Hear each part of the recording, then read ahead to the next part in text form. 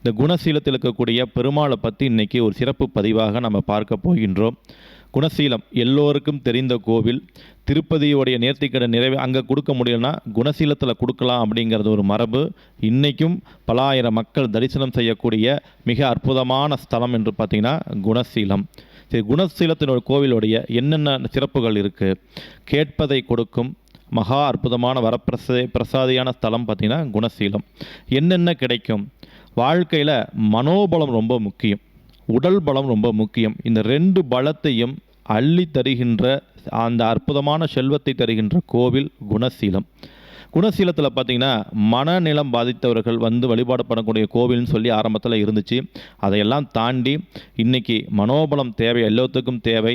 மனநிலை நிறைய குறைபாடுகள் உள்ளவர்கள், குழந்தைகள், பெரியவர்கள் என்று நிறைய பேர் இங்கே தங்கி சிகிச்சை எடுத்துக்கிட்டு இருக்கக்கூடிய அற்புதமான ஸ்தலம் பார்த்திங்கன்னா குணசீலம்.